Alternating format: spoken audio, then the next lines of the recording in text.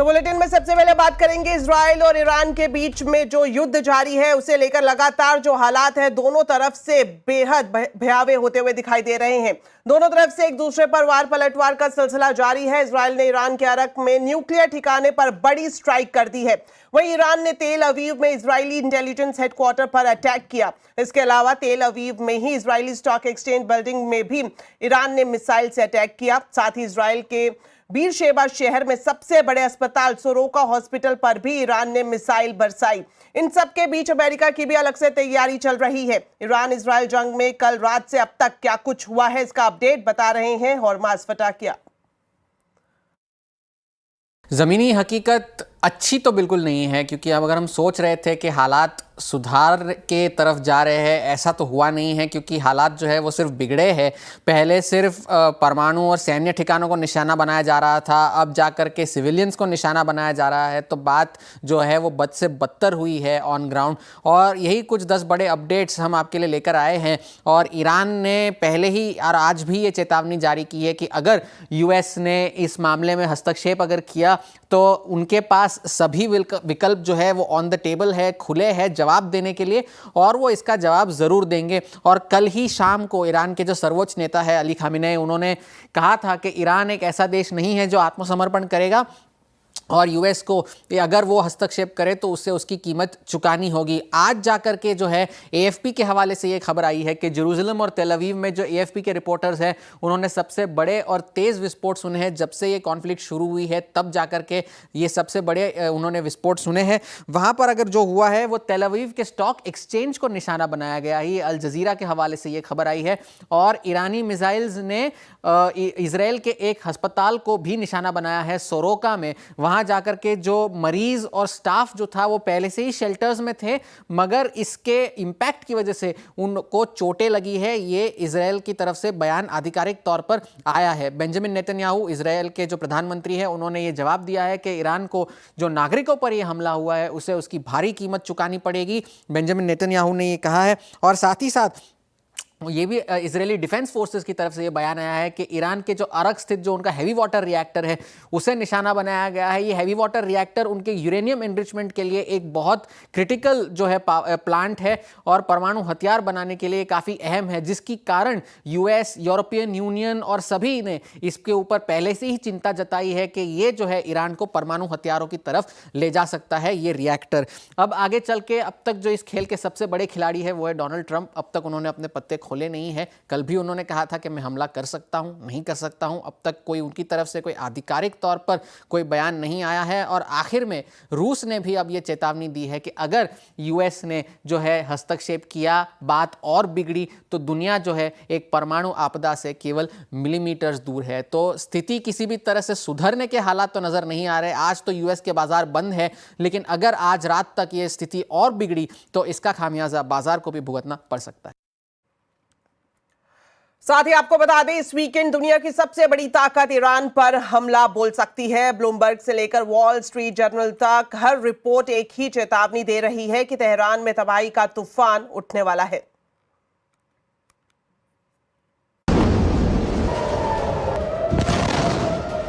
Iran पर हमला अब केवल अटकल नहीं बल्कि एक संभावित हकीकत बन चुका है।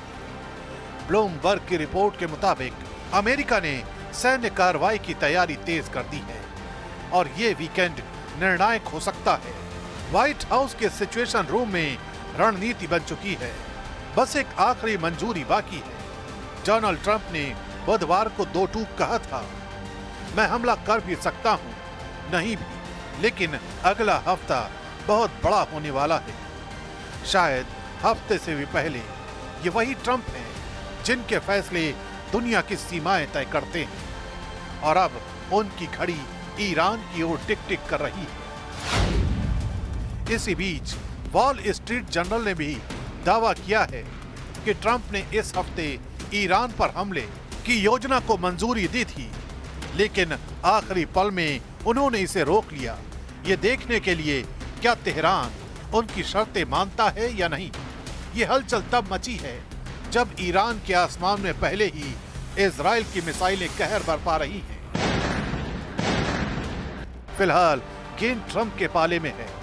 यानी फैसला अब कागजों में नहीं, जमीनी हमले की दहलीज पर खड़ा है।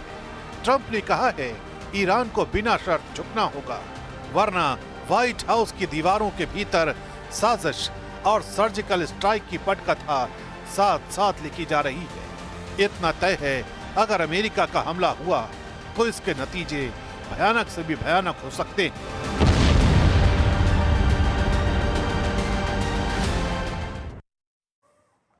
तो राष्ट्रपति ट्रंप अपनी हरकतों से लगातार चर्चा में है। ईरान पर एक्शन प्लान ट्रंप ने मंजूर कर लिया है। साथ ही उन्होंने ये भी कह दिया कि कोई इस बात का अंदाजा नहीं लगा सकता कि आखिर वो क्या करने वाले हैं। सवाल यह है कि ट्रंप आखिर ऐसा क्यों करते हैं। आवाज अड्डा में आज हम इसी पर ही खास चर्चा करेंगे।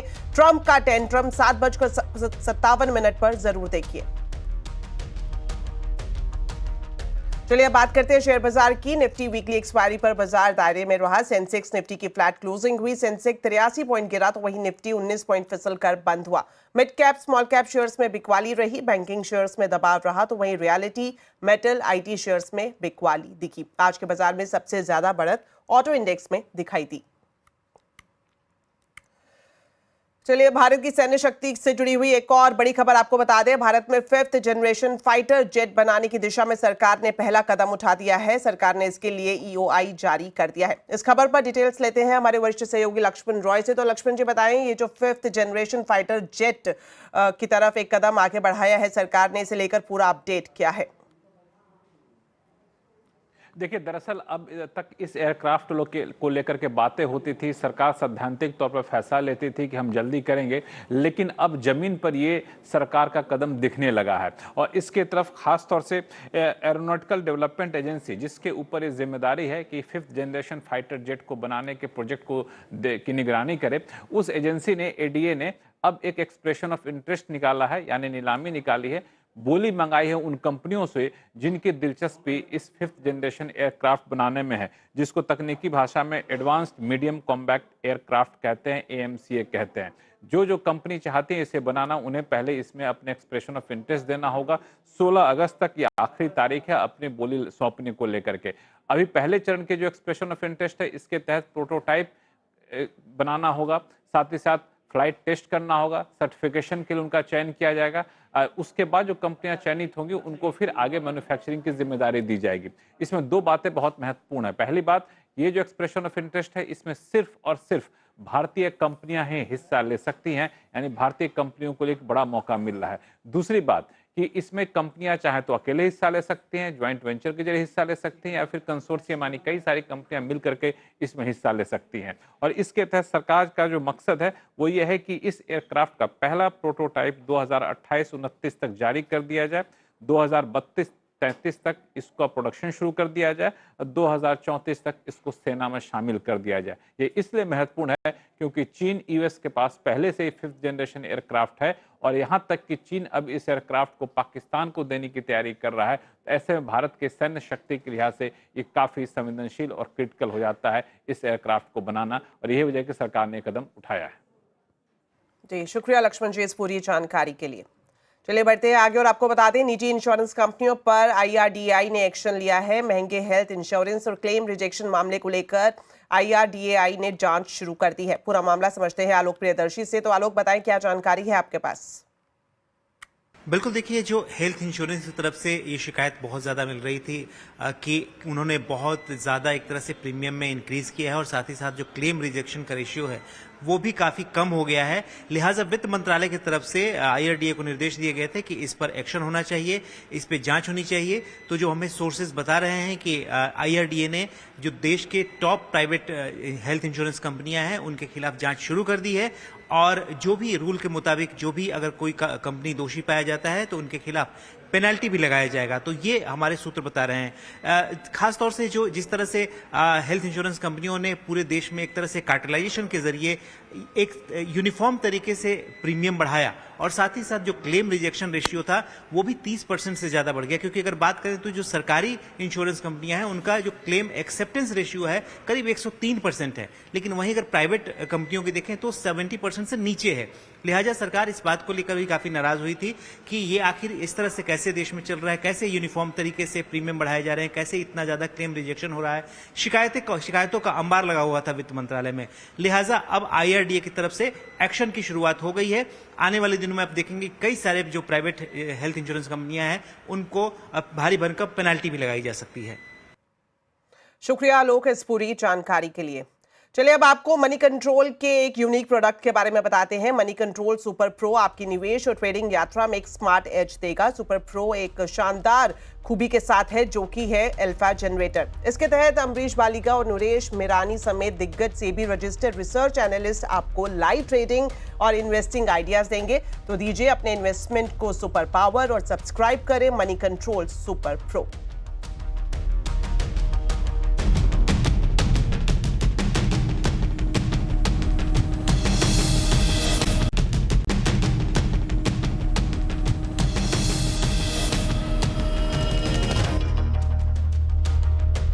ब्रेक के बाद आपका स्वागत है। अब आपको बताते हैं जीएसटी से जुड़ी एक अहम बैठक के बारे में। GST rate rationalisation, ITC refund जैसे मुद्दों को लेकर आज राजधानी दिल्ली में एक अहम बैठक हो रही है। ये बैठक 2 दिनों तक चलेगी। इसका एजेंडा क्या है बता रहे हैं आलोक प्रियदर्शी।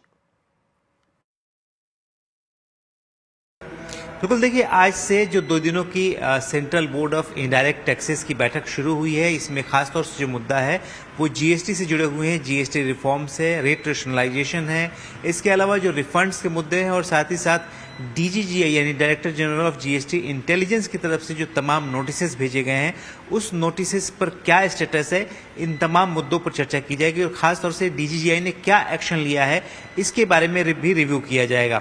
दरअसल आज की बैठक में जो अध्यक्षता कर रहे हैं वो वित्त राज्य मंत्री पंकज चौधरी हैं। इस बैठक में रेवेन्यू सेक्रेटरी समेत जो सीबीआईसी चेयरमैन और जितने भी चीफ कमिश्नर्स और डीईज हैं वो इस बैठक में शामिल हो रहे हैं।